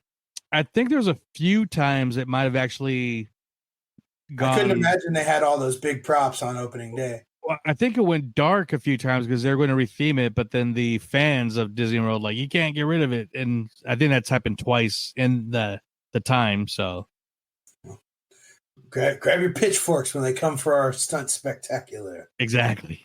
Star Tours opened in Disney World December 15th, 89. Tower of Terror and Rock and Roller Coaster, that corner of Hollywood studios, celebrating 30 and 25 years respectively. Tower of Terror opened July 22nd, 1994, and the Rock and Roller Coaster opened July 29th, 1999. The Kali River Rapids over in Animal Kingdom's turning 25, as well as the Maharaja Jungle Trek. Those both opened in February and March of 1999. So a year after the park opened. No? Park opened 98, right? 98 or 99? Yeah, I think it was 98. Yeah, 99, 25 years. Is that 35 years? No, it's 25 years. All right. Anyway, counting is fun. Those milestones for the parks I found from touringplans.com. So if you want to go, I had written some other ones down, but there are so many. Of course, there were opening dates of a lot of rides and attractions that are no longer there, which was a big one for Epcot, Body Wars and Cranium Command. Those are popular in cult Epcot circles or people who remember 80s Epcot. Those actually both would have turned 35. I think 89 is when they opened. Anyway, nice. I love my milestones. Is there anything from that list that you are going to make a point to go watch if you either haven't seen it or want to go revisit it? I already said Black Hole is going to be a first one for me. I think for me, I would like to watch National Treasure, like the entire, like both the movies, then finish it with the TV show. Yeah. I think it'd be a fun little binge. I do love that whole universe. I guess the whole adventure series. So I want to check that out, and I'll talk about it briefly in a little bit, but with the anniversary of Honey, I Shrunk the Kids, I think I haven't seen that in a long time, so definitely going to check that out. I know for sure. Right. Well, you forgot to mention Country Bears has its 22nd anniversary, so I'll probably be watching that. These are milestone ages and milestone movies. So. No, there's some like Tarzan for sure. That's like one of the first movies I remember watching in the theaters, so that's got a special place for me. I'll watch that one. Yeah, that one's already got some run on my go to sleep schedule. Nice. Yeah. Well, let us know as always, over on Instagram, what milestones you're looking forward to, whether it's a park attraction, a show, a show or a movie, any of the above, or if there's anything I missed that you hold dear to your heart in the Disney universe, let us know. Actually, with a Mary Poppins anniversary, I probably a fun little Mary Poppins Saving Mr. Banks, Mary Poppins Returns little binge would be kind of fun too. Yeah, Mary Poppins universe. Mary Poppins with their latest Blu-ray release, which they've done 2 times, but that behind the scenes alone is worth the watch. Just hearing the Sherman Brothers stories of Walt and everything, so I would include that in the watch. But I still need to watch that Disney 100 2020 special or whatever. Oh yeah, me too. And kind of doing a little live on the air podcast planning. I know we talked about the DU Rewind, doing maybe starting with the year 1994. I think that's a great idea, but I also think The Lion King could probably have its own episode by itself. Just for sure, everything that's come on from the Broadway to the live action to the TV shows to the theme park shows. We could do a whole entire episode on The Lion King alone, and I'm totally down to do that if you guys want. So, does The Lion King have a ride anywhere around the world? What's that? Is there a Lion King ride at any of the parks? I don't think there's a ride. I'm kind of that would be a good ride. What ride? What would you do with the Lion King? Even just like a dark ride with some of the music and just kind of go through the story like a Fantasyland ride. But the music alone would be great. Like just like Little Mermaid. I think Lion King over Little Mermaid ride, in my opinion. With the technology of like the Frozen ride at Epcot and what they put, I think is in Shanghai or the Tokyo. Beauty and the Beast one. Yeah, a Lion King ride, dark ride would be pretty amazing. I could see them doing like a Leaping Lions ride to replace Triceratops Spin. in Florida and Animal Kingdom. And I'm always thinking of that one part at the end of I Just Can't Wait to Be King, where the animals are all stacked up before they fall down. And that could be the center spinner of the ride. Oh, that'd be cool. So this one we didn't have in our notes. I'm just going to do this real quickly because this is very, very, very iconic. But recently, just a few days ago, Disney Imagineer Laney Smoot, part of the Disney Research Department and Imagineering, became a 2024 honoree for the Inventors Hall of Fame. This is a huge like American award, kind of. I don't know if it goes up there with like the Kennedy Center Awards and stuff, but this is a pretty rare award for somebody to win. So the fact that he if you go to Disney Imagineering and Disney Parks, they have some very cool videos of some of the stuff he's still working on. He's an elderly gentleman, but I mean, still tinkering and doing stuff. He's only the second Disney employee to ever get this award. The other one is this guy you guys might have heard of named Walt Disney.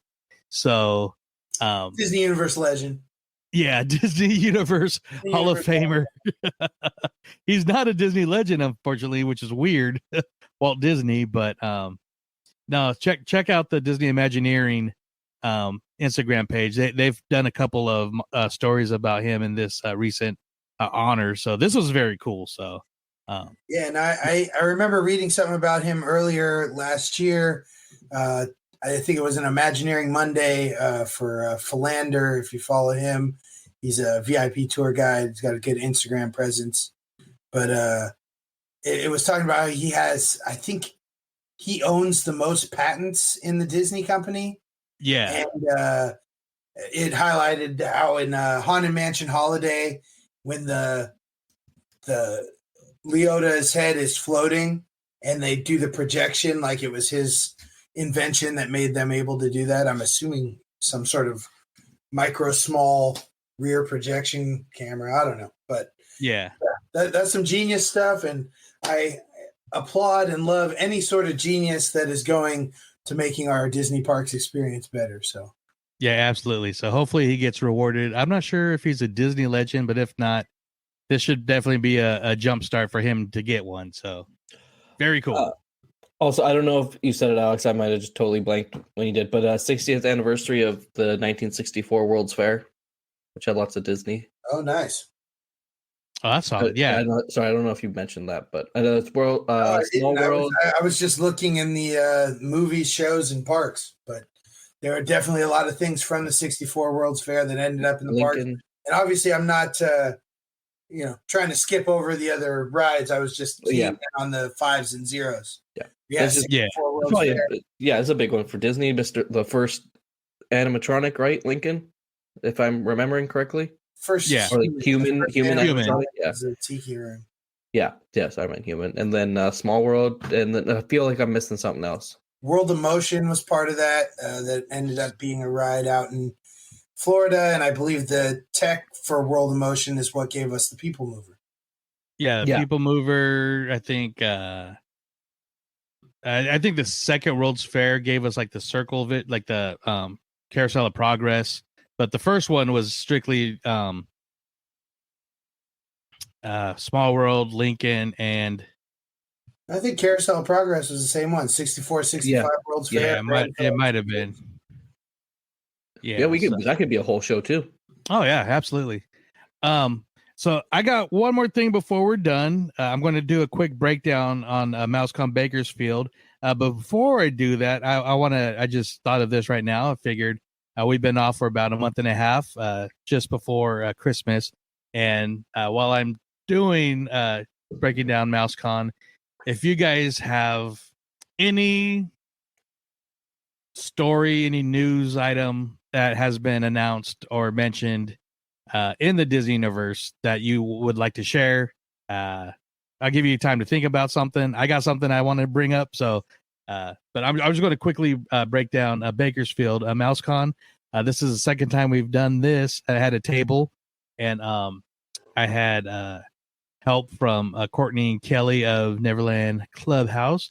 and we met up with our good friends. We're in the park for that, so that was a lot of fun. It's a slightly different vibe. Like Alex, you've been to Concord and know how awesome that was. So it's still really cool. Just it's slightly different than one big fair hall, I guess is what you would call it. But we had some very let's see, a lot of vendors, a lot of artists, a lot of celebrities. Some of the guests that were there were the same ones that were at MouseCon in Concord. Tony Anselmo was there. Amy O'Neill, as you said, from excuse me, Honey, I Shrunk the Kids. She was the oldest daughter. Nikita Kaleme Harris was the voice of young Nala. She was there as well. Again. Yeah. So, and it was weird because she was holding her daughter, and I was like, "Oh, young Nala's a mama." So, let me pull up the guest list real quick. Simba's pride. Yeah, exactly.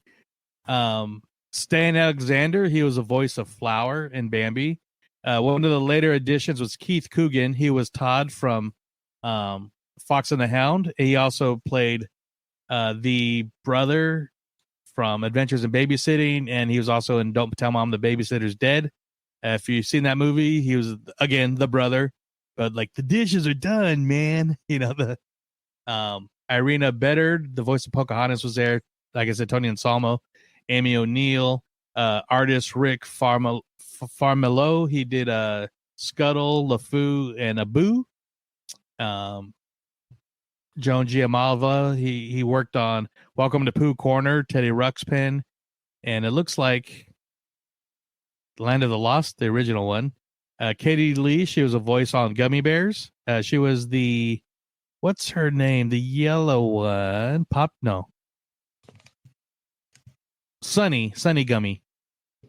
And then she's done stuff like from Muppet Babies. I guess she was Rolf in Muppet Babies and stuff. John Morris was Andy in the Toy Story films. Alicia Reyes, she was on The Proud Family, and I think another Disney Channel or Nickelodeon series. Yeah, it's Alicia Reyes from All That. She was there? Yeah, she was there. Dang. And where is she? Amazing puppeteer artist and Disney Imagineer Terry Hardin was there. She puppeteered Baby Sinclair from Dinosaurs. I guess she came up with a dragon that's at Disneyland Paris under the castle. And one of Courtney's favorite stories was she actually worked the birds on Captain EO, as well as Angelica Houston, as she was afraid of heights, so she didn't want to do anything above 5 feet, which she repelled in that when she was a witch.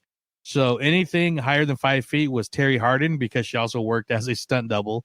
So then, of course, Darth Vader, C. Andrew Nelson was there, Jerry Cornell of Theme Parkology, and the Disney Universe podcast, along with Walt's Apartment podcast, was there too. So we had an awesome table in the very front, and we were right. In fact, people were giving me the receipts, so I could check their tickets. We were that so far up front, but and I'm like, nope, sorry. But we are having a raffle, and we gave away a lot of stuff, and it was really fun. I think I'm going to revamp it, maybe do a little trivia thing next time. But the one thing that was really cool was I didn't get to talk to Amy O'Neill because I ran into this gentleman as I was parking. He built a life-size working, well, I don't know if it doesn't work, but it lights up, but it's a shrink ray from Honey, I Shrunk the Kids. Nice. And he wasn't like a guest, but he was just a paying member, but he was telling people that he was going to be there, and actually reached out to her, so she knew he was coming there. So they actually let him kind of like wheel it in and put his shrink ray right by her. So they were filming stuff like all day, which is very cool for him. I mean, I believe she invited him to Pasadena Comic-Con, which is just the following day, which is pretty awesome. I'm just trying to shout out his name real quick because I did post a picture of the two of them in front of the shrink ray, and it is Doc Prop Shop. So he works with a lot of droid builders that do a lot of the R2 units. His buddy was there that had the BD droid. That was the little, I guess, kind of like a bird or parrot droid from Fallen Jedi or Surviving the Cal Kestis movies. But it was cool because they're like filming stuff all day. But the cool thing is a lot of these props at these conventions are, don't touch, you can stand close, but don't touch it. There's so many working parts on this that this thing that he built was actually made for kids to tinker and touch the buttons. It lights up, alarms go off, the screen is going to go off and stuff. So he actually built it so kids and people can actually play with it and stuff. So it was right next to her booth. So it was really cool. Cosplay was amazing. So I just want to thank Steve. He runs MouseCon, and it's pretty much continuing to invite us every time they're going to be there. So we will definitely be there again in Concord coming up in November. I'm sure we're going to be doing our Epidemic, pre-funk Disney karaoke, and probably have a bigger crowd next time too. So, and like I said, there's most likely going to be another MouseCon sometime in the fall. Not in California, but I'll just leave it at that. So pay attention to MouseCon, their website, or on Facebook, or just pay attention to us here on the Disney Universe, as we will be supporting and sharing different MouseCon content throughout the year, leading up to the next show that we're at. So check them out. And that's about it. It was a lot of fun. I think, again, thank you to Courtney and Kelly of Neverland Clubhouse for helping me with the raffle, helping me at the table, letting me take a break every once in a while. You guys all know I've been wanting to, do stuff at conventions a lot more. So being the fact that we've done 4 MouseCons in 2 years is super awesome, but it is tiring. So, I mean, Alex, so because you want to enjoy the con, but you also want to plug the podcast and just have fun and everything. And one thing I need to be a hype man like Alex. I was talking to people and getting them to buy, giving raffle tickets, but forgetting to ask them to subscribe and doing all that stuff. So we'll get better at that. But real fun. And I'll be trying to post some more content on there. Great panels. But that is pretty much it for the show. Do you guys have any news that popped up in the last month and a half that really stood out to you? I'm not putting you on the spot. I'm just wondering if anything that you'd like to share or are excited about, or the construction updates from Tiana's have been cool. I don't remember if this was Disneyland or Disney World, but they added all like the flowers to the outside. It looks nice. It looks pretty. I like that, like the weather vane. A lot of the iron work is actually being made and produced in New Orleans and Louisiana. Oh, cool. I think that's a really good touch on bringing the hard working and craftsmanship to Disneyland and Disney World from, where the story's based out of. They've done nothing but do great stuff like at the Preservation Hall and stuff. So being that they're actually putting New Orleans into the ride, I think is a really good touch. So yeah, they need to figure out Critter Country. It's not going to flow, in my opinion. Yeah, well, I'm sure got a couple months to figure it out, and I'm sure they'll probably announce it at D23. Yeah, true. Renaming the area or what else they may retheme over there. Yeah, maybe we'll get Winnie the Pooh and the Moonshine Caper. Dude, yeah.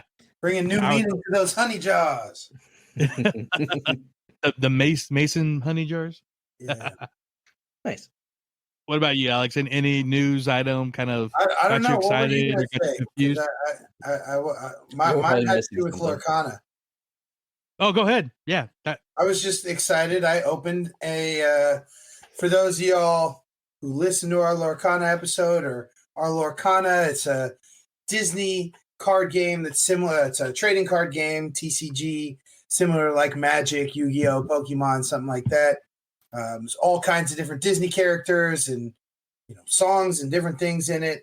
And part of you have your regular cards, there's foil cards, and then they have these enchanted cards, which are like alternate art, and they're kind of holographic or prismatic.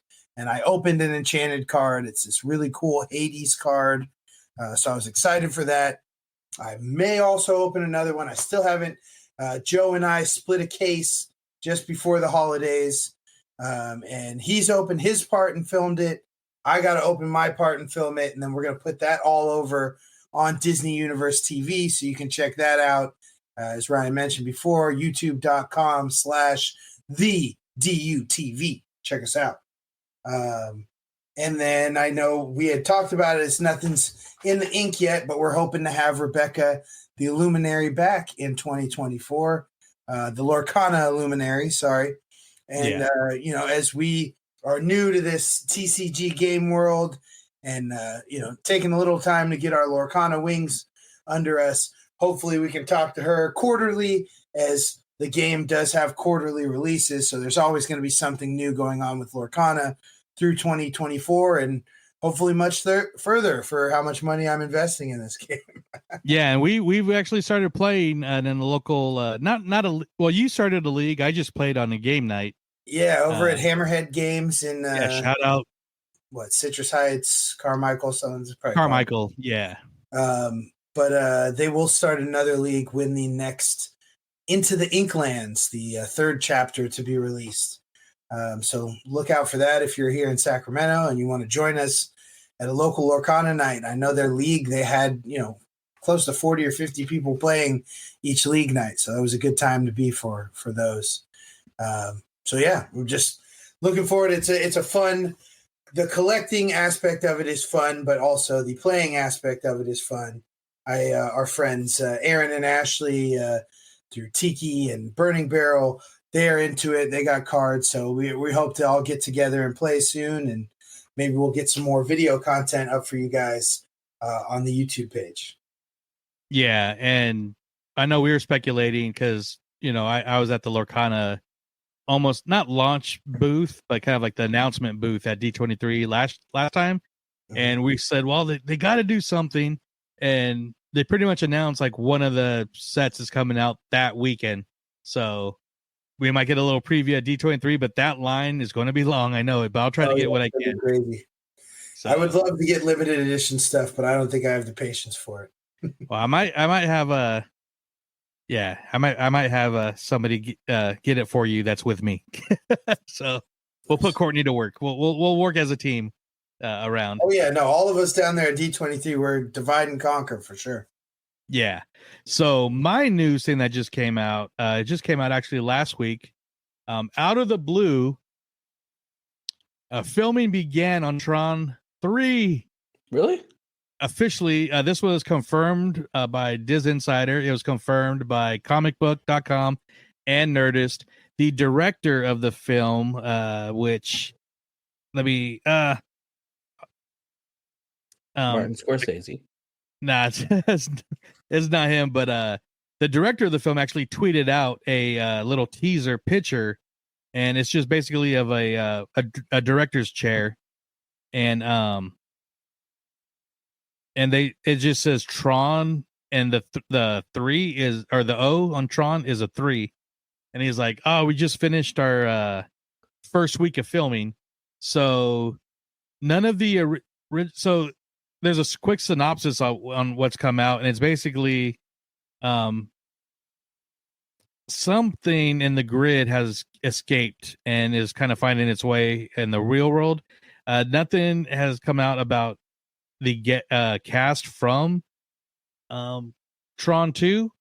Jared Leto is confirmed to be in this movie, and just the other day they announced that Gillian Anderson from X-Men is also cast in this movie in an undisclosed role. So Gillian to me, Anderson from X-Men, yeah, or X-Files. Sorry. Okay. Okay. So as I'm scrolling down, there's a Deadpool picture with Wolverine when I was saying Gillian X-Files, and I automatically said X-Men. So, but this got me excited because it's been rumors ever since the second Tron Legacy came out. And it came out, or they're filming, then it got dropped. Then they're going to start filming, then it got dropped again. So I'm super excited. I love the Tron franchise. makes sense now since we got in the American parks, we finally got it, the Tron light cycle run, and why not try to capitalize? More people would ride the ride if they see the movie. So I don't know. I'm excited. I don't know if you guys are, but this was one of the big news things that got me really, really going. So yeah, I hope we hear more about that at D23. And I was actually just recently having a conversation with my buddy about Daft Punk's involvement with Tron Legacy, and how I don't know, if you know music and know Daft Punk, they're pretty notoriously reclusive and don't release music very often. So it'd be cool to see him come back, do it again.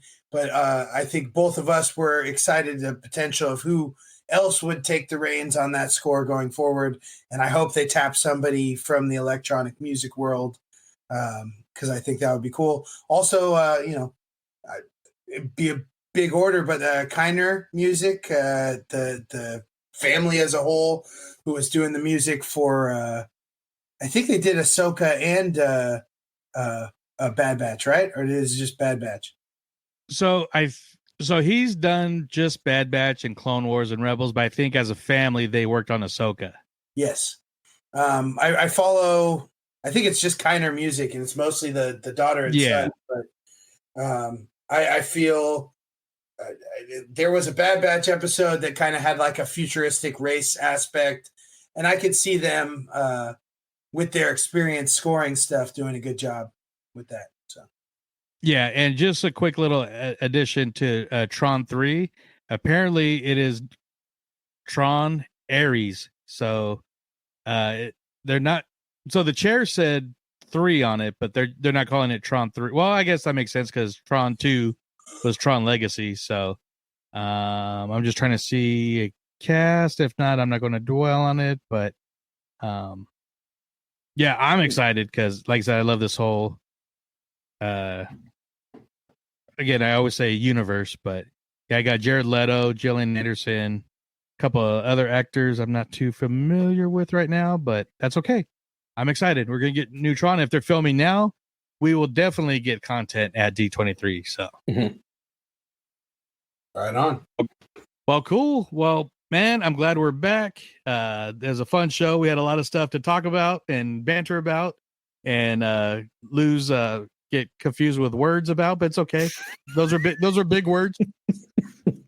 I'm saying I said it before, but when the foodie guide for Food and Wine comes out, we'll rally ourselves. We'll post it on our Instagram, and you can find us over at the DUTV, where we will read every single item, make our top 5s of what we're looking forward to. Because I know I'm going to get there during that. Sounds like Joe will probably get there during that. Me too. And I know, if Ryan sees enough good. Oh no, you're going to be there during it, right? Yeah, I'm there April 8th to 12th. So you'll get that and Season of the Force, right? Yeah. Yeah. It was perfect timing. Nice. Awesome. Well, yeah, I cannot wait. Maybe we haven't done it since the summer, but maybe we'll go live for that one, because I know us Disney fans. We'll do the Foodie Guide live. I wonder if they'll drop Season of the Force and Foodie Guide around the same time and have a back-to-back. Probably not, because Food and Wine, the way they do, they're usually dropping it about a week before, and Food and Wine opens at the beginning of March. So I'm already Season of the Force beginning of April. We're going to get this Foodie Guide. We could start trying to pick the date. I'm going to say it's going to be like February. Oh, I can look at a calendar because it's probably going to come out on February 20. I don't know if I want to say the Friday or the Monday. Probably on Monday. So, okay, February 26th. That's 5 days before it opens on the 1st. That sounds fair. Yeah, I'm sure some of the booths will be up before then with some menus people will take pictures of and stuff, but the official. I'm going to say the 23rd. 22nd, 23rd is when I want to see it.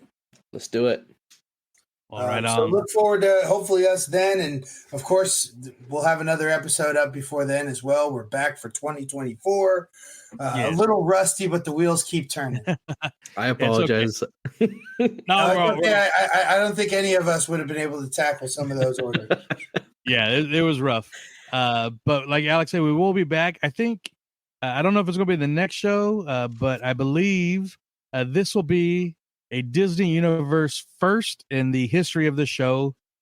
We might actually be doing a Valentine's show where everybody is in a relationship. There's no single people here. I was always in the caboose on that. So we've talked about having, so I figured there might be a chance we might be able to get everybody, us and our ladies together for a fun Valentine's episode. We'll work on that, but hopefully. But like I said, I'll be at Disneyland for Lunar New Year and Sweethearts Night, so pay attention to our socials for that content. Ryan, what are those socials again? They are, you can find us at the Disney Universe. I can't even talk now, guys. The Disney Universe podcast on Instagram, X, Facebook, and Threads. And if you want to watch some of our content, you can head over to YouTube and search up DUTV. And if you would like to listen to more of our episodes, you can find us at Walt's Apartment Podcast, and they got a bunch of good shows over there to check out. Yes, absolutely. And one more great shout out to our awesome friends and crew. Alex, who are those?